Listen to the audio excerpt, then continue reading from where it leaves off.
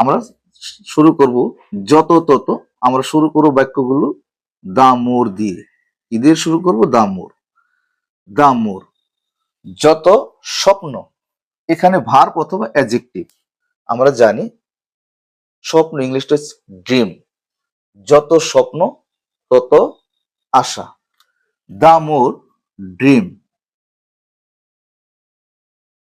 দা মোর dream, এখানে ড্রিমটা হিসাবে কাজ করছে। দা মোর ড্রিম, যত স্বপ্ন তত আশা। দ্বিতীয় অংশ থেকে সেম, দা মোর, যত স্বপ্ন তত আশা। তাহলে দা মোর এখানে ভার্ব অথবা অ্যাডজেক্টিভ। তাহলে আমরা জানি যত স্বপ্ন তত আশা। আশা অর্থাৎ প্রত্যাশা, অর্থ হচ্ছে হোপ। তাহলে আমরা এখানে ব্যবহার করলাম হোপ। হোপ, যত স্বপ্ন তত আশা। আশা করি বুঝতে পেরেছ। একইভাবে আমরা আরেকটি সেন্টেন্স মেক করতে পারি, যত ভালো ততই খারাপ। যত ভালো ততই খারাপ। তাহলে এই বাক্যটি কিভাবে হবে? যত ভালো, আমরা বাক্যটা শুরু করব দা মোর। দা মোর, যত ভালো। দা মোর এরপরে ভার্ব অথবা অ্যাডজেক্টিভ। তাহলে যত ভালো, ভালো ইংলিশটা গুড, আমরা এখানে কি ব্যবহার করব? অ্যাডজেক্টিভ হিসেবে গুড ব্যবহার করলাম।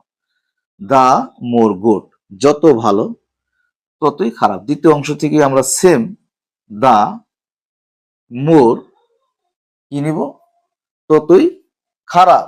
তাহলে খারাপ ইংলিশ আমরা জানি ব্যাড। তাহলে ব্যাডটা এখানে অ্যাডজেক্টিভ হিসেবে কাজ করছে। তাহলে the more good, the more bad. Very simple. আশা করি সকলে বুঝতে পারছো। যতই ব্যথা ততই সুখ, অর্থাৎ যতটা কষ্ট ততই সুখ। এই সেন্টেন্সটি কিভাবে হবে? দা মোর, যত কষ্ট তত সুখ। দা মোর পেইন, দা মোর পেইন, যত কষ্ট ততই সুখ। দা মোর, আমরা সূত্র অনুসারে আনলাম দা মোর। এরপর আমরা অ্যাডজেক্টিভ এখানে ব্যবহার করছি পেইন। ভার্ব হতে পারে।